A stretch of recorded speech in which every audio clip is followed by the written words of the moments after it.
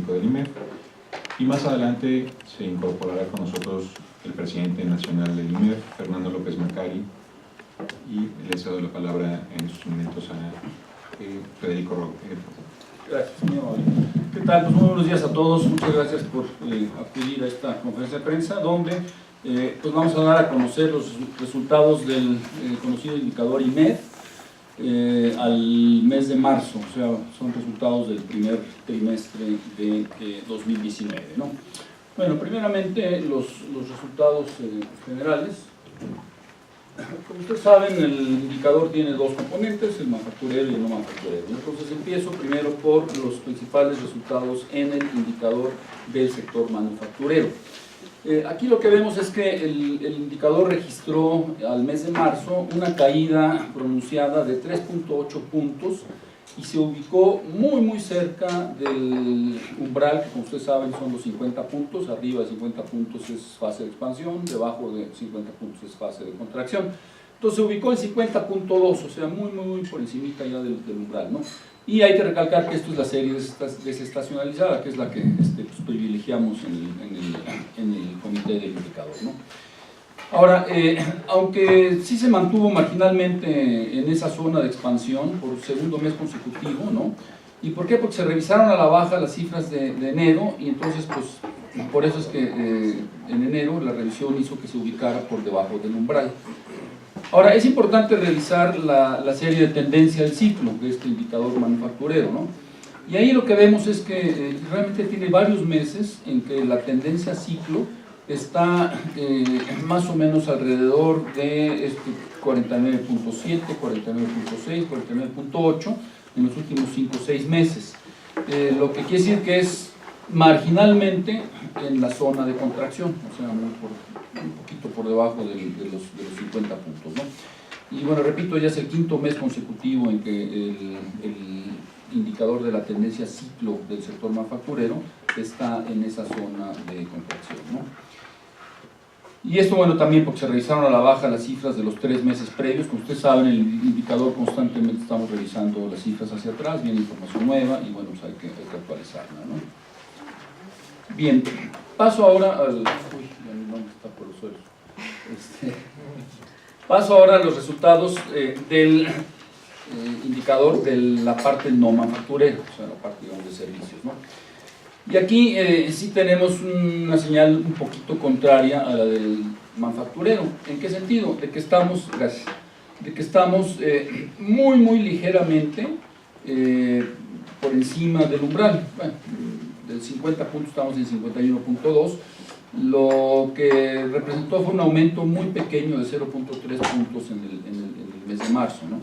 Con esto ya llevamos 4 meses en este indicador en que sí estamos por encima del umbral de los 50, sí estamos en zona de expansión, o sea, contrario a lo que comentábamos sucede en el índice manufacturero, ¿no? Y es similar la tendencia de la tendencia ciclo del no manufacturero, es muy similar, o sea, aumentó 0.4 unidades en el mes de marzo, se ubicó en 51.2, coincidentemente el mismo nivel que el normal no... el normal desestacionalizado, la tendencia ciclo, 51.2, como ustedes ven es del mismo monto, ¿no? Y con esto, en la tendencia ciclo ya llevamos 6 meses consecutivos, ¿no? Luego de que se revisó al alza las cifras de octubre y bueno, pues ahí es donde empezó a cruzarse el famoso umbral de los 50 puntos, ¿no? Bueno, aquí lo vemos gráficamente, o sea, en la parte, digamos, más histórica, desde el año 2010. Esta es la tendencia ciclo, y lo estamos viendo en la parte roja, que es la parte no manufacturera, mientras que la parte azul es la manufacturera. Entonces aquí estamos viendo que obviamente nuestra preocupación está más centrada en el manufacturero, ¿no? O sea, es el que, pues, como ustedes ven, trae esta tendencia, ciclo tendencia a la baja, está por debajo del umbral. En cambio, el no manufacturero pues tiene estos, decíamos, meses ya por encima, y la tendencia pues, sí es ligeramente hacia el alza. Entonces sí hay dos historias encontradas. Sin embargo, como lo acotamos, la señal sí es de debilidad, porque aunque el no manufacturero tenga esta tendencia positiva al alza, es muy pequeño, ¿sí? Entonces sí son síntomas de debilidad, ¿no? O sea, no son síntomas de una crisis o de una recesión, pero sí obviamente está dando una señal de poco dinamismo, ¿no? Y aquí, estas no son las tendencias ciclo, sino ya es el indicador tal cual, ¿no? Y aquí lo que estamos viendo son los dos. Pues aquí se reafirma lo que les comentaba, ¿no? O sea, la preocupación en el sector manufacturero, ¿no?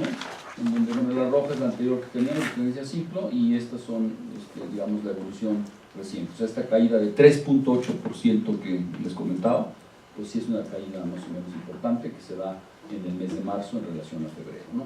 Y la historia un poco contraria en la parte del no manufacturero, ¿no? La misma línea de la tendencia ciclo hasta rojo que teníamos en la anterior, pero aquí estamos viendo la evolución del índice que, como ustedes ven, sí es ligeramente positivo, está por encima del 50, 51.2, pero pues sí es un síntoma más o menos de poco dinamismo, ¿no? Bien, si vemos ya un poquito más en detalle los componentes, y aquí es donde más dramáticas vuelve el contraste entre el manufacturero y el no manufacturero, ¿no? Si vemos los componentes del manufacturero en el mes de marzo, ¿no? Estamos viendo aquí los cambios porcentuales, ya dijimos el 3.8 en el índice total, pero vean ustedes los componentes, o sea, en el componente que es el ajustado por tamaño de empresa, hay una reducción del 5.7. En el componente de la encuesta de nuevos pedidos a las empresas manufactureras viene una caída del 6%. En la producción una contracción del 4%. En la generación de empleos en el sector menos 5%. Y en la entrega de productos, bueno, ligeramente positivo, prácticamente cero. Pero en la parte de inventarios, que es un componente de la entrega de productos, sí viene una caída del 5.4%. Entonces, la verdad es que sí hacía algunos meses que no veíamos un comportamiento negativo tan generalizado en los componentes de la manufactura, ¿no? Y aquí está el contraste en el no manufacturero. En el no manufacturero, y aquí es donde nos queda evidente de que aunque sean positivos, son débiles, ¿no? ¿Por qué? Porque vean ustedes las magnitudes, ¿no? Ya dijimos que es del 0.3 en el índice general, y entonces estamos viendo por el índice o el subíndice ajustado por tamaño de empresa, muy ligero crecimiento, 0.2, nuevos pedidos 0.4, producción 0.2, empleo 2.3, bastante robusto, en la entrega de productos, bueno, una baja de menos 1.5, ¿no? Entonces, ¿qué podemos concluir? ¿O qué fue lo que concluyó el comité del indicador con base en estos resultados de nuestro indicador y nuestros índices al mes de marzo de este año, ¿no? Bueno, lo que estamos viendo es que, otra vez, si nos referimos al sector manufacturero, pues nos está indicando que a pesar, en febrero sí hubo un repunte significativo, ¿no? O sea, se salió un poco de la norma de los últimos 5 o 6 meses, lo que vimos en febrero. Sin embargo, pues este aumento en febrero sí se vio totalmente revertido por ese 3.8 que estamos reportando en el sector manufacturero en el mes de marzo, ¿no?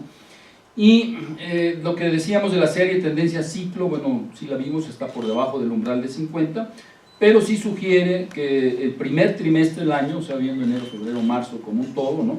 Sí comenzó a detenerse ligeramente la desaceleración que se había mostrando en el sector manufacturero durante los 5 trimestres previos. Pero esto es muy importante, ¿no? Sin embargo, el ritmo de expansión sí debe de catalogarse como débil, ¿no? Por todo lo que habíamos acotado, y ahorita lo vamos a respaldar con alguna de la evidencia dura que hemos estado observando en algunos indicadores del primer trimestre, ¿no? Por contra, en el sector no manufacturero sí registró un ritmo de expansión, bueno, ligeramente mayor al del último trimestre del año pasado, pero al igual que en el sector manufacturero sí sigue mostrando debilidad.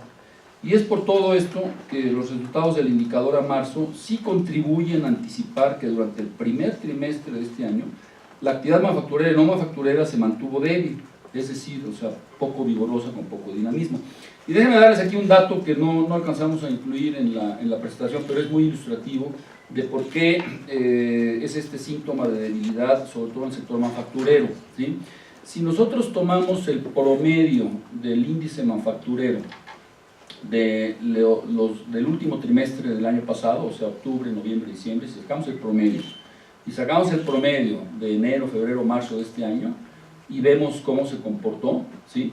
en su tendencia ciclo, que es lo importante, ¿sí? La tendencia ciclo, y vemos cómo se comportó, vemos que hay una contracción de menos 0.54%. Entonces, eso es lo que realmente sustenta esto de que pues se está perfilando un primer trimestre débil, el indicador, ¿no? Porque en el sector manufacturero, haciendo el mismo ejercicio de la tendencia ciclo, el promedio del último trimestre del año pasado con el primer trimestre de este año, la cifra es positiva, ¿no? Es 1.4 positivo, algo así, ¿no? Pero es positiva.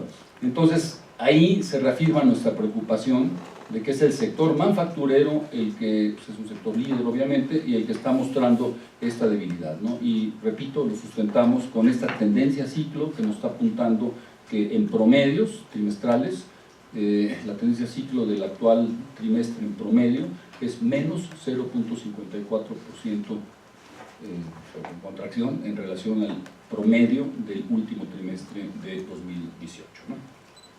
Bien, ahora, como ustedes saben, cuando el comité del indicador se reúne y evaluamos los resultados que nos da el índice, que nos da el indicador, entre los miembros del comité, que ustedes los conocen, están ahí en la última página del boletín, entre los miembros del comité hacemos un análisis sobre la coyuntura económica, o sea, tomando los últimos datos más nuevos que tenemos a nuestra disposición sobre la evolución de la economía, pues para ver cómo se casa esto con lo que el índice nos está mostrando, ¿no? Y claro, bueno, esta reunión la tuvimos la semana pasada, entonces incorpora información que teníamos hasta el jueves del año pasado, de la semana pasada, y como ustedes saben, el día de hoy pues, se han dado a conocer todos los días hay nueva información, hoy salió nueva información, salió en finanzas públicas el fin de semana, en fin, hay nueva información que todavía no está considerada aquí, ¿no?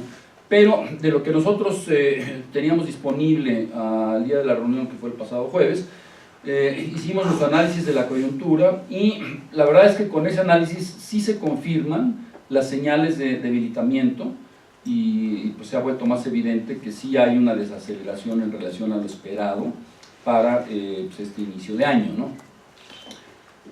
Por ejemplo, ¿no? El sistema de indicadores cíclicos que publica el INEGI, por revisar datos duros de otros indicadores, ¿no?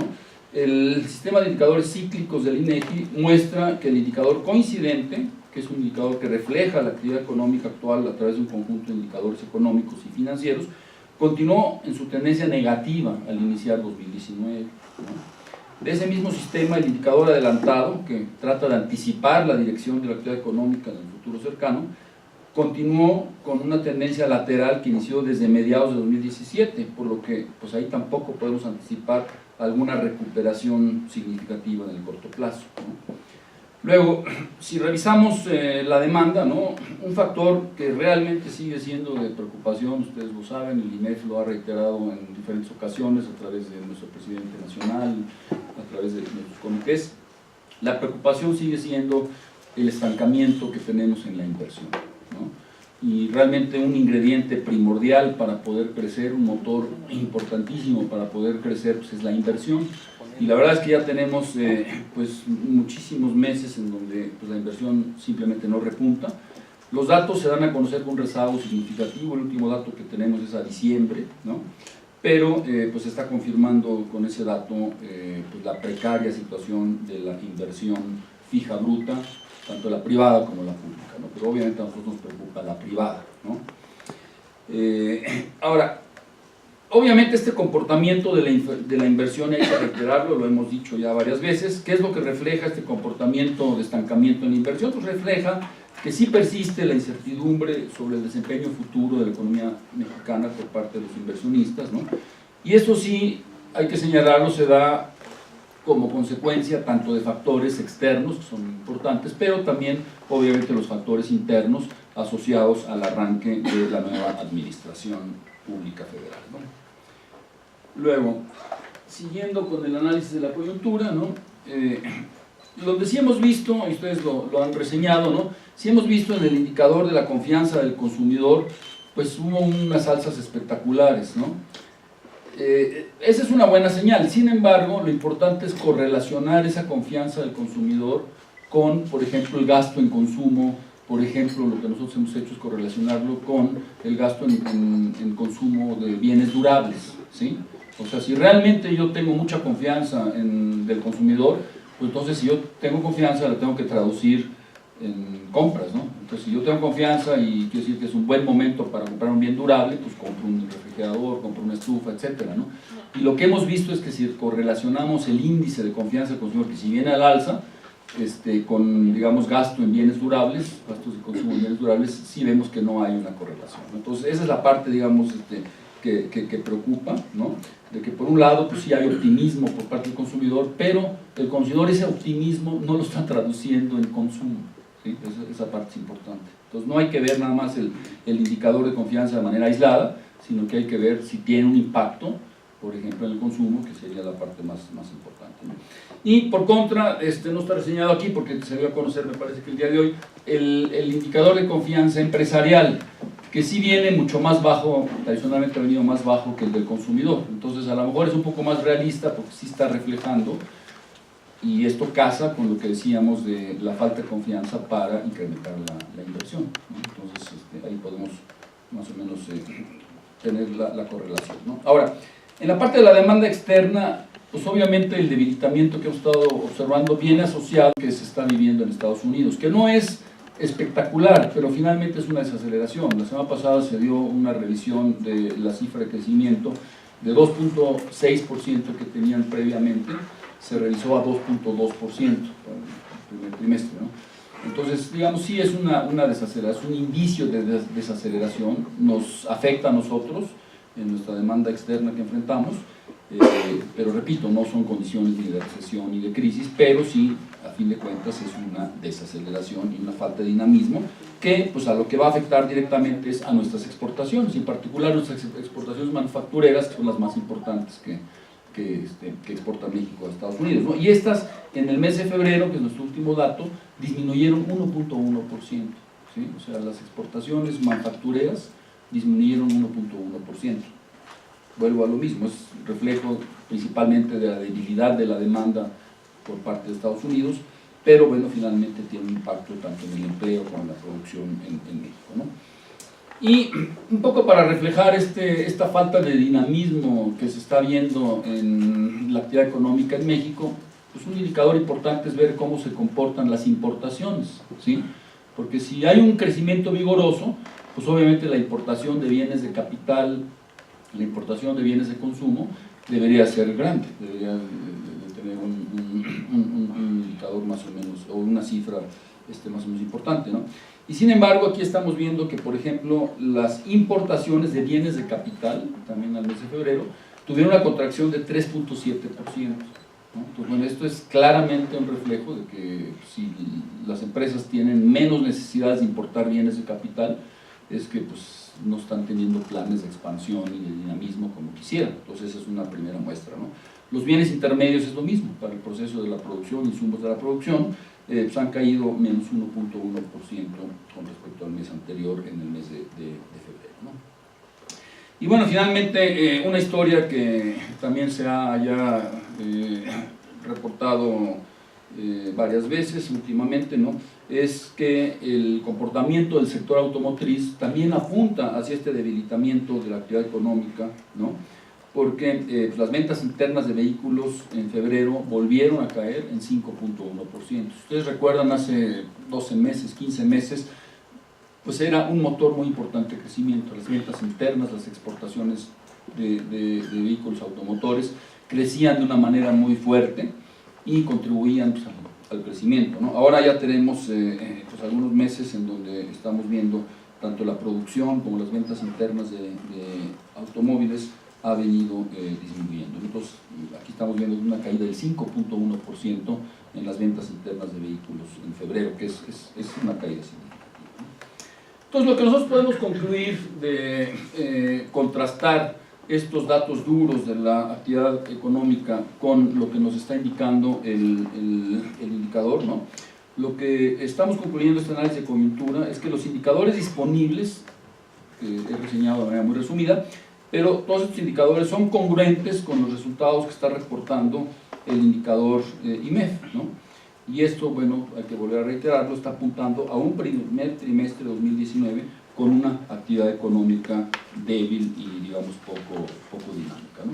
Y simplemente para redondear, aquí está el marco macroeconómico de la encuesta de expectativas que realiza el IMEF y que, bueno, en otras conferencias de prensa se da a conocer. Simplemente aquí lo reitero porque es significativo de qué es lo que estamos contemplando, y otra vez es congruente con lo que nos está mostrando el indicador, ¿no? Aquí, bueno, destaco la expectativa de crecimiento del PIB que traemos en el Comité de Estudios Económicos, es del 1.5%, ¿no?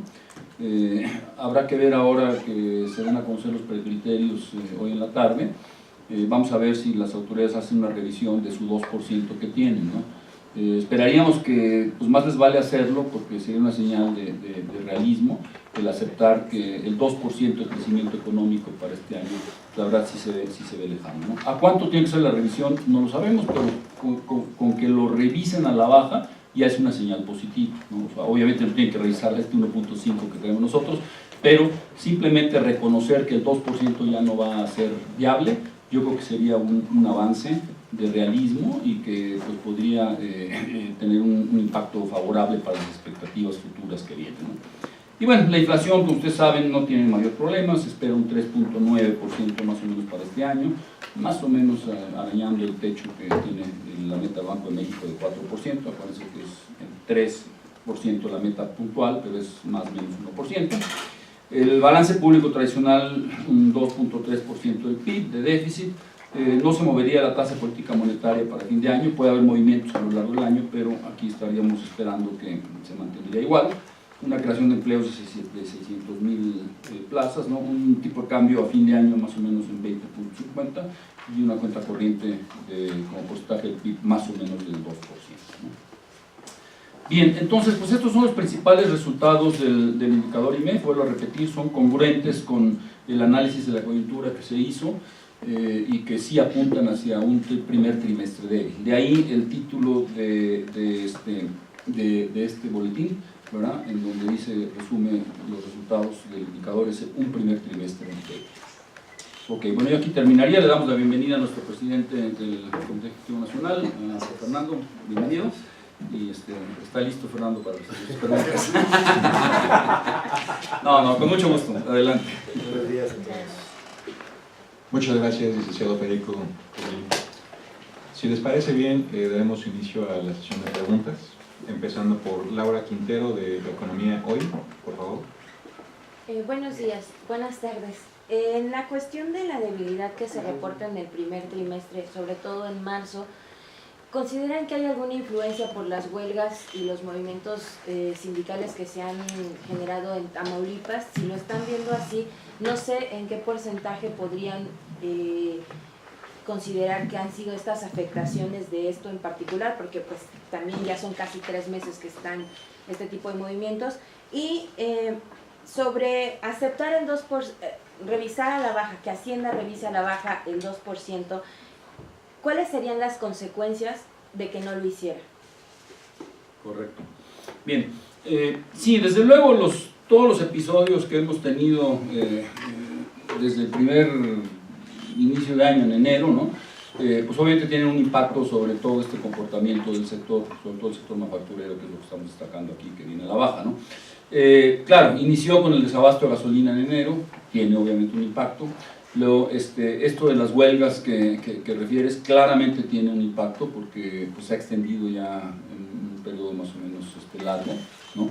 Y así por el estilo, o sea, cualquier cosa que ha venido obstaculizando el desarrollo de la actividad económica pues tiene un impacto y finalmente está reflejado en este índice, ¿no? O sea, esa caída de 3.8% en la manufactura que estamos viendo en el índice, pues sí recoge, como es el mes de marzo, recoge mucho de estos episodios que hemos estado observando a lo largo del año. O sea, lo que quiero decir con esto es de que hubiera sido obviamente mucho mejor no tener ni las huelgas ni el desabasto de gasolina y probablemente pues, obviamente el indicador no hubiera caído tanto y a lo mejor hasta hubiera subido, ¿no? O sea, no lo sabemos, es especulativo, pero sí, definitivamente tiene un impacto, ¿no? Sobre la segunda pregunta, pues es interesante, ¿no? O sea, ¿qué impacto pudiera tener, si entendí bien la pregunta, si es que la Secretaría de Hacienda se estaciona en su 2% y no hace la revisión? Bueno, yo creo que no sería una señal muy positiva, porque la verdad es que a todos los pronosticadores privados y organismos externos internacionales pues ya han revisado las tasas de crecimiento a la baja, y digamos algunas optimistas están en 1.7, nosotros estamos como IMF en 1.5, hay algunos analistas más pesimistas que todavía tienen tasas un poco menores de 1.5, pero si tomamos como un promedio más o menos 1.5, 1.6%, pues claramente si el gobierno manda la señal de que ellos siguen insistiendo y se quedan estacionados en su 2%, sí sería una mala señal, sobre todo porque tendrían que respaldarla, o sea, justificarla, ¿no? O sea, tener que decir, bueno, nosotros creemos que sí va a haber trimestres vigorosos, el segundo, tercero y cuarto trimestre van a ser vigorosos para lograr un 2% por las razones 1, 2, 3 y 4. Entonces, si lo hacen y convencen, pues los analistas tendríamos que revisar nuestro pronóstico. Sin embargo, la verdad es que sí lo vemos complicado, lo vemos difícil, porque el gobierno sí está arrastrando toda una serie de inercias del pasado que están impidiendo que haya este crecimiento, digamos, tan acelerado, más vigoroso que se estaría anticipando, ¿no? Entonces, para resumir, nosotros creemos que sí sería una señal de realismo el que el gobierno revise su cifra a la baja, ¿no? Y diga, bueno, pues, digo, ni modo, estamos enfrentando una nueva situación en donde ahora estamos vislumbrando esto, ¿no? Finalmente no son situaciones de crisis, es muy importante de tener en mente, o sea, no estamos hablando de una recesión o una crisis o que la inflación se nos va a disparar, claramente eso no va a suceder, ¿no? Pero sí, simplemente como un síntoma de realismo para encauzar las expectativas de los analistas y de los inversionistas, sobre todo, ¿no? De una manera más realista, pues hacer esta revisión a la baja, ¿no? Creo que valdría la pena complementar la respuesta en el sentido de que en el mes de febrero el propio indicador manufacturero manifestó un incremento importante, y este incremento, cuando lo platicamos, creo que recordaremos que cuando lo platicamos habíamos dicho que el efecto del desabasto de combustibles, el efecto de los paros laborales en Matamoros, el cierre de las redes del tren en Michoacán, esto iba a tener un impacto que nosotros inclusive habíamos estimado a través del Comité de Estudios Económicos un 0.5 del Producto Interno Bruto, y este anualizado, y este impacto luego vimos en febrero cómo repuntó el indicador IMEF manufacturero, y anticipábamos que podría ser como una puesta a punto, ¿no? Como cuando analizábamos los indicadores que más repuntaron en febrero fueron los nuevos pedidos y los inventarios, pues hablábamos de que había habido un desabasto por la propia falta de combustible y el propio cierre de las vías férreas. Entonces parecía que las empresas se ponían al día con surtir sus pedidos y resurtir sus inventarios, lo cual inclusive en el comité del indicador platicábamos que nos daba señales mixtas, ¿no? Hoy, con las cifras que tenemos de la encuesta de marzo de 2019, lo que estamos viendo es que se confirma que hay un debilitamiento, porque las cifras a febrero podían haber sido un poco engañosas, manifestando un ajuste, principalmente por el fenómeno que hubo en el mes de enero y principios de los primeros 15 días de febrero, ¿no? Entonces, justamente lo que estamos confirmando es que hay un trimestre que presenta un claro debilitamiento en el crecimiento. Eran como 5 veces que mi nombre está por eso. Solo una fue culpa mía. Muy bien, pues siguiendo con las preguntas, Ivonne Martínez de Notimex. Sí, buenas tardes. Hola, Ivonne. Yo quisiera saber qué es lo que se tiene que hacer, qué tiene que hacer el gobierno para que la actividad económica repunte, porque parece que estamos resignados a que vamos a crecer alrededor de 1%. Si en el primer trimestre ya se presenta tal debilidad, ¿qué podría esperarse sobre el comportamiento en lo que resta del año? Okay. Bueno, yo creo que lo que es muy importante, lo que tendría que hacer el gobierno es lo que pues se ha visto un poco fallo, que es el de transmitir una mayor confianza a los inversionistas. ¿Y cómo se transmite esa mayor confianza? Pues simplemente dando señales muy claras de que se van a respetar los derechos de propiedad, de que se van a respetar los contratos, de que realmente el gobierno está comprometido con una transparencia, porque la verdad es que no han dado señales muy firmes en ello, porque, pues, por ejemplo, el hecho de que no hacen licitaciones públicas, pues para el inversionista es una mala señal, ¿no? Porque lo que quiere el inversionista son reglas claras, reglas transparentes, y por la justificación que sea que el gobierno está diciendo que está dando la vuelta a licitaciones públicas, pues la verdad es que es una señal, digamos, adversa, ¿no? Entonces, digamos, lo que tiene que hacer es simplemente llevar a cabo una política económica que sea firme y que sea comprometida con el principio. O sea, las finanzas públicas han estado comprometidas, esa parte ha estado bien, o sea, las finanzas públicas han estado comprometidas con realmente querer lograr un superávit primario del 1% para el año 2019, y cada vez que puede el secretario de Hacienda lo refrenda, lo cual pues es algo positivo. Sin embargo, es todo lo demás, todo lo que está alrededor, que es en donde ha habido estas fallas, ¿no? O sea, hay mucha opacidad. Por ejemplo, todavía no sabemos a ciencia cierta cuál es el proyecto del Tren Maya, cómo se va a financiar el Tren Maya, la refinería de Dos Bocas, o sea, una justificación económica de por qué sí es viable la refinería. Muchos dicen que no. Bueno, si el gobierno está convencido que sí, pues que nos lo explique de una manera fehaciente, ¿no? Y algo muy importante, lo que daría muchísima confianza es realmente ya dar a conocer un plan sólido, un plan de negocios firme, sólido de Pemex, ¿no? O sea, el Banco de México lo ha externado, la Junta de Gobierno lo dijo muy claramente, que Pemex es una preocupación, las calificadoras lo han dicho. Entonces, ¿qué es lo que se necesita? Un reordenamiento profundo a conciencia de Pemex, y eso solo se puede lograr si dan a conocer lo que ya han anunciado que pronto lo van a hacer, pero se ha retrasado, este famoso plan estratégico de negocios de Pemex, ¿no? O sea, los inversionistas, los mercados, los analistas quisiéramos conocer a profundidad cómo se va a solucionar el problema financiero y el problema operativo y productivo que tiene Pemex, porque son esas tres fases que son las que afectan a la empresa, a esta empresa, ¿no? Entonces, pues un poco redondeando es eso, ¿no? O sea, si el gobierno realmente manda esas señales de congruencia, de respeto a los derechos de propiedad y a los contratos, pues yo creo que es la mejor manera para forjar confianza en los inversionistas y que la inversión repunte y se traduzca en crecimiento. Muchas gracias. Silvia Rodríguez de Milenio.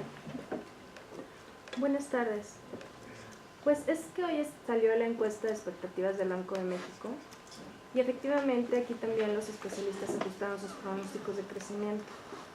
Pero la inflación, bueno, ya es como una palomita, es casi lo único que va bien, pero el tipo de cambio me llama la atención que también lo ajustaron a la baja, es decir, ven más positivo el escenario. Y este comportamiento del tipo de cambio está muy relacionado pues, con la coyuntura tanto interna como externa.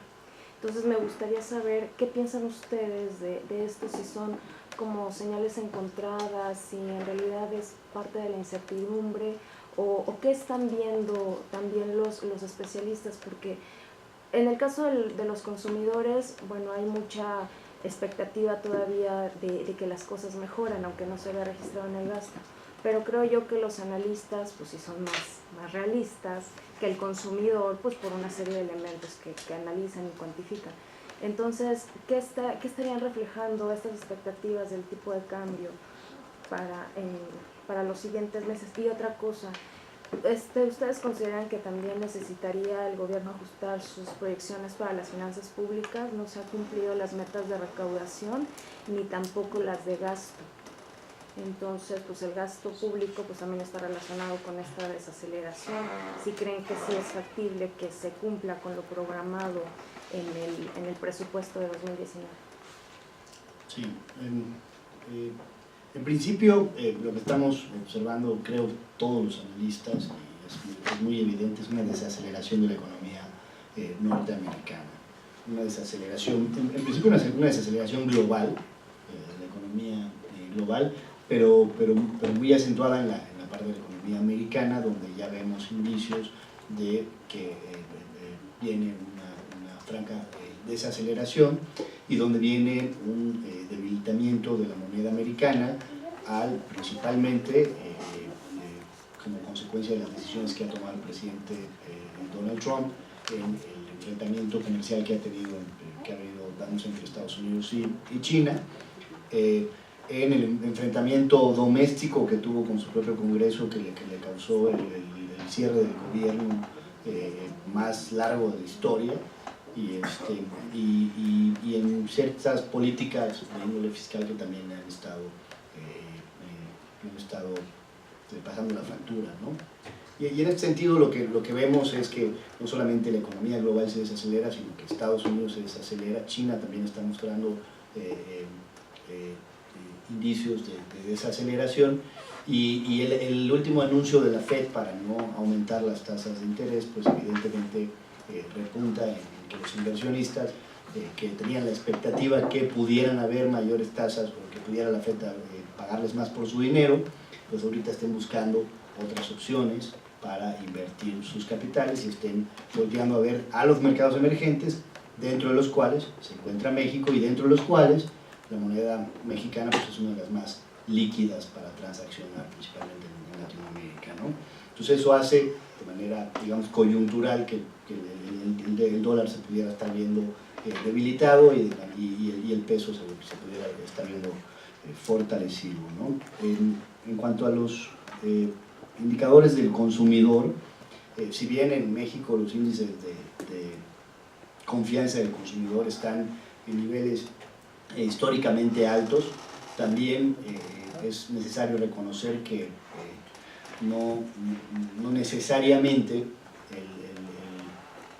la base de los encuestados dentro de la encuesta de confianza del consumidor es la que mueve la economía mexicana en datos de consumo, es decir, la mayor concentración de lo que te podría mover el indicador de consumo de manera importante, pues no necesariamente está en la base de la pirámide, que son los encuestados en la encuesta de confianza del consumidor, ¿no? Entonces habría que hacer ese análisis para ver qué tanto a esos niveles contribuye la confianza del consumidor a generar en realidad un crecimiento económico. Y esto, lo que nos dicen los datos y los analistas especializados es que llega un punto cuando está tan alto que el indicador de confianza del consumidor es poco eficiente para medir el crecimiento de la economía.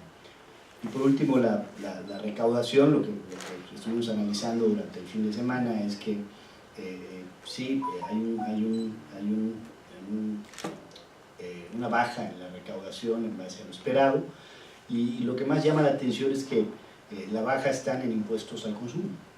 Entonces vemos que la baja no está en el ISR, está en el IVA principalmente, y esto pudiera preocuparnos porque está directamente relacionado con el consumo en México, ¿no? Y esto pudiera dar señales también de que este índice de consumo pudiera estar presentando también indicios de debilidad. Sí, no, nada más agregar un poco lo que preguntabas, si realmente el gobierno debería revisar las metas fiscales, ¿no? A ver, como está funcionando la concepción del compromiso de las finanzas públicas del gobierno, es que el ancla de las finanzas públicas es el superávit primario de 1% para este año, ¿no? Entonces, ese es el compromiso, ese es el ancla, ¿no? Y entonces, los ingresos y los egresos, ¿no? Gastos e ingresos, se tienen, o sea, están previstos de alguna manera congruentes con ese 1%. Si se van desviando en ingresos o en gastos de lo que es congruente con el ancla de 1%, pues tienen que hacer ajustes, ¿sí? Porque lo que hay que respetar es el 1% del superávit primario. Entonces, si ahora vienen los ingresos por debajo de lo planeado, que era congruente con el 1%, y vienen por debajo y arriesgan el ancla, entonces tienen que hacer un ajuste pues, en la parte del gasto, por ejemplo, ¿no? Y yo creo que por eso es que el señor Romo había anunciado que posiblemente se haría un recorte adicional, que luego el secretario de Hacienda dijo que era necesario. Pero bueno, el punto es que ellos van a tener habrá que estar muy atentos hoy para ver de que van a refrendar obviamente el ancla del 1% del superávit primario, lo cual es positivo, como ya lo dijimos. Pero entonces habrá que ver qué medidas al interior de ingresos y gastos están pensando para redirigir lo que es congruente con el 1% que se está saliendo de línea porque, por ejemplo, ya los gastos e ingresos venían distintos en el primer trimestre, ¿no? Entonces, así es la manera como funciona esta concepción del ancla, que es bien importante, y tienen que hacer esos ajustes, ¿no? Y complementando la importancia también del no incremento de la deuda, ¿no? Sí, porque al claro. estar comprometidos, como bien dice Federico, con el ancla del superávit primario y tener índices de recaudación o ingresos tributarios menores a lo previsto, pues también está la tentación de que se pudiera incrementar la deuda, lo cual no sería recomendable. E inclusive coincide con uno de los compromisos del presidente de la República, así como uno de los anclas importantes era el superávit, también el no incremento de la deuda. De nada. Perfecto. Felipe Gascón del Excelsior. Gracias, buenas tardes. Pues es un poco redundar en este asunto de la baja en los ingresos. También se reportó en las opiniones públicas que los ingresos de Pemex han caído algo así como 35,000 millones de pesos, y también la producción de petróleo ha estado muy por debajo de lo que se había proyectado en el programa económico. Ahí lo recomendable, ¿qué sería desde su punto de vista?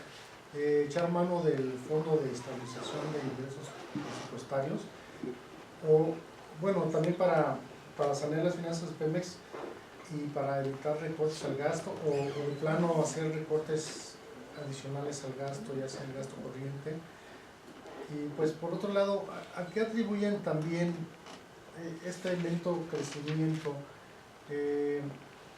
Digamos, también puede ser de expectativas, porque pues como comentan, no se han enviado señales adecuadas a la confianza de los inversionistas. Y bueno, ¿y cuál es, digamos, la expectativa para lo que resta del año? ¿Creen que se pueda revertir, o ya de plano quedó muy dañada pues esta confianza con pues lo que ha pasado, ¿no? La cancelación del aeropuerto y otro tipo de decisiones que parecen equivocadas? Como yo quiero escuchar la respuesta de Fede al Fondo de Estabilización, voy a tomar la primera y voy a dejar a él la segunda. A ver, habíamos previsto, y lo dijimos desde noviembre y diciembre del año pasado, que el primer año del gobierno típicamente es un año de bajo crecimiento económico. Esto ha sido con Andrés Manuel López Obrador, fue con Peña Nieto, Calderón, Fox, etc., ¿no? Entonces, no es una sorpresa que México esté creciendo por debajo del 2%, era totalmente anticipable. Lo que no habíamos previsto es que hubiera ciertas decisiones y situaciones que de manera doméstica pudieran acelerar un poco más este efecto del primer año, de la curva de aprendizaje del primer año evolucionario, ¿no? Y eso fue, como comentamos hace un minuto, el desabasto de combustible que arrancó en los últimos días de diciembre y se prolongó enero y la primera quincena de febrero, el cierre de las vías del tren y los paros laborales. Creemos que esta situación tiene un impacto doméstico en las finanzas públicas de nuestro país y principalmente en la perspectiva de crecimiento económico. Entonces los analistas fueron incorporando los efectos de estas situaciones domésticas que de alguna forma venían acumulándose, ¿no? Pero también es una realidad que ha habido una desaceleración de la economía a nivel global y que han habido situaciones que vamos a decir, nos hacen prever que probablemente no tengamos un horizonte tan positivo como lo hubiéramos anticipado inicialmente. Típicamente, además, por lo menos en el IMEF, es de alguna forma recurrente ajustar la expectativa a la baja conforme va el año avanzando, ¿no? Históricamente así lo hacemos, sino que empieza normalmente con una previsión mayor y se va ajustando de acuerdo a cómo van haciendo las cosas, ¿no? Ahora, si hay algo que se puede hacer para revertir esto, desde luego, lo mencionaba Federico, generar confianza, disminuir la incertidumbre, dar claridad en los planes tanto del gobierno federal como de las principales empresas del gobierno, como es una compañía como la CFE y el Petróleos Mexicanos. Esta necesidad que tenemos de entender con claridad cuáles son los objetivos del nuevo gobierno y cómo piensan alcanzarlos, pasar del qué al cómo es importante para los analistas, para que podamos entender y en base a eso recomendar las mejores estrategias y las mejores acciones para lograrlo.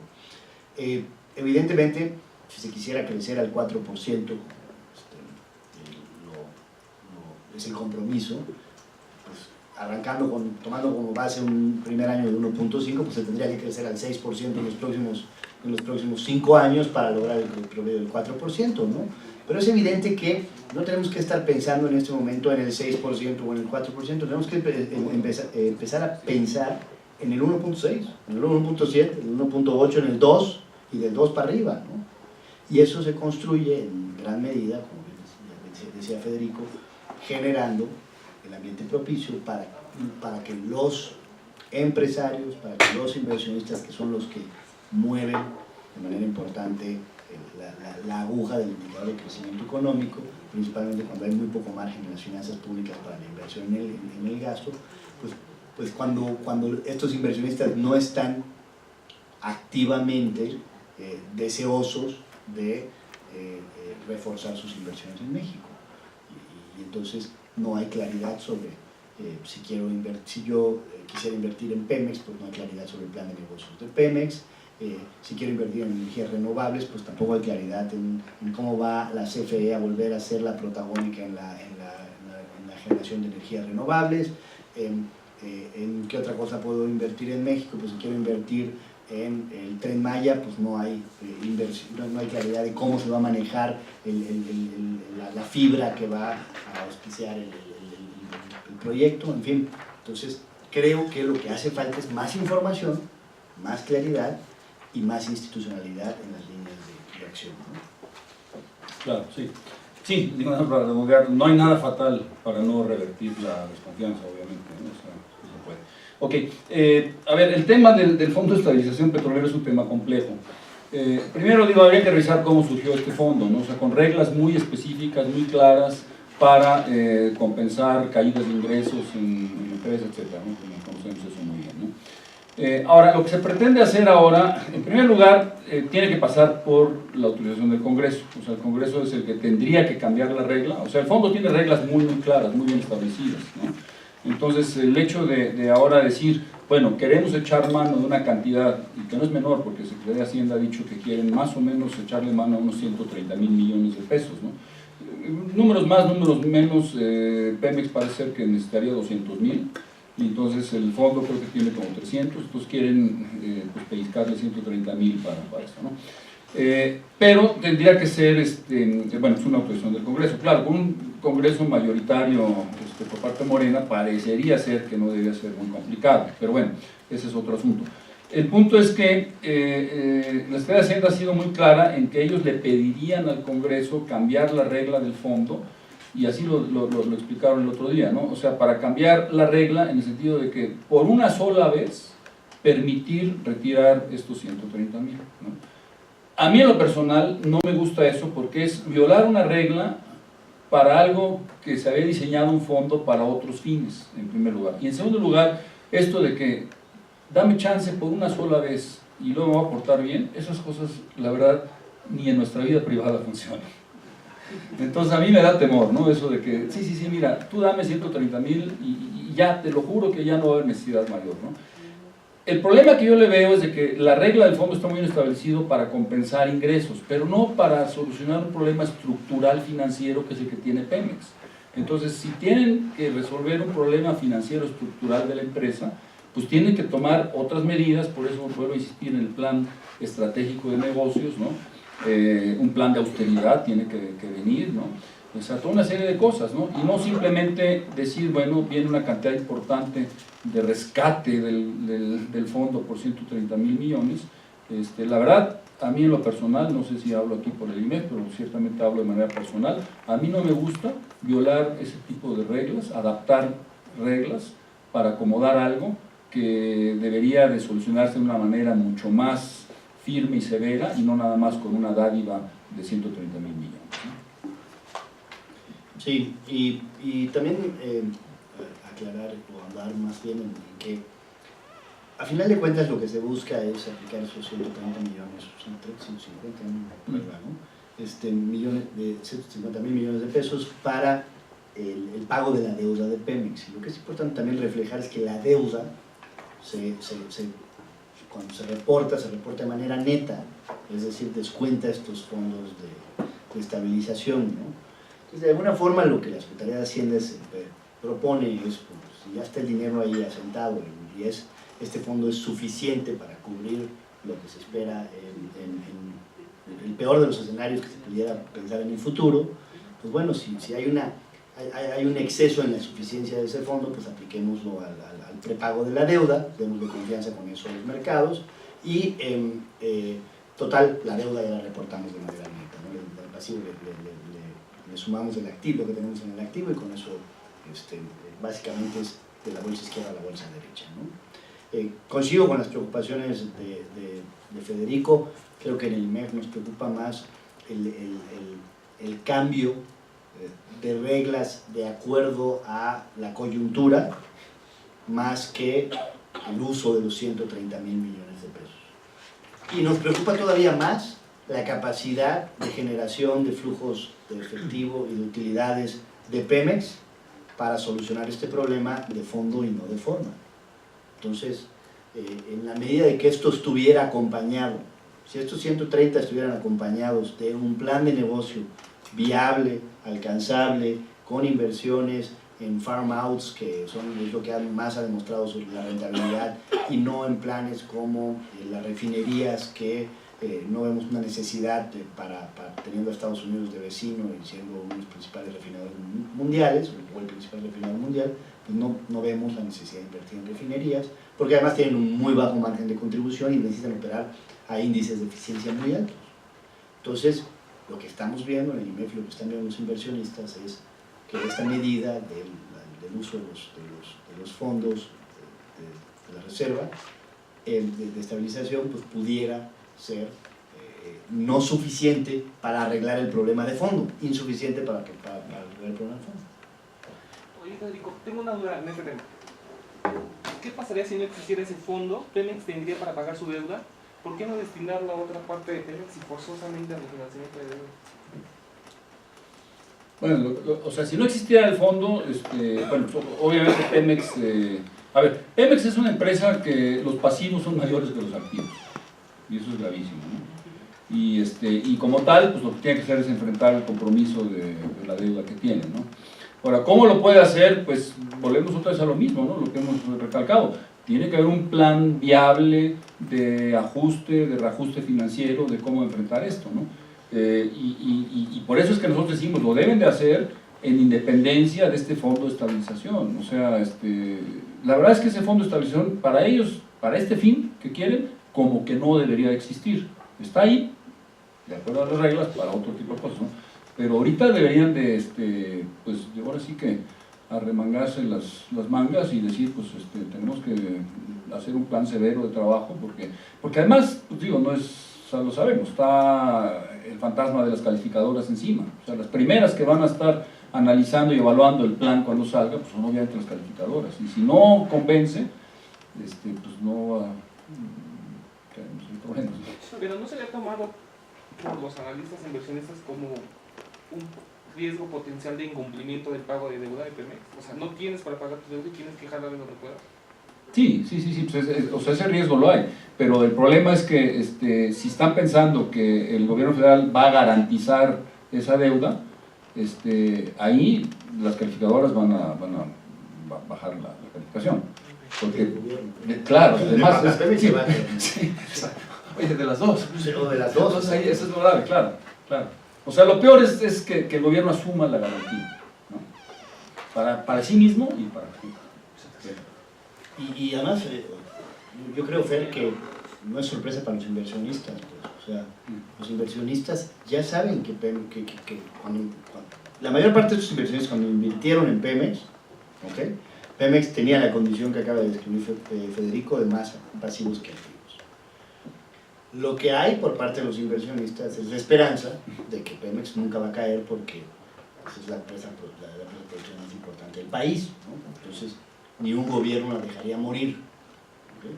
Entonces, bajo esa esperanza, bajo ese aval ético-moral pues, del gobierno federal, pues el inversionista, los tenedores de deuda de Pemex, pues, le meten dinero con cierta confianza, ¿okay?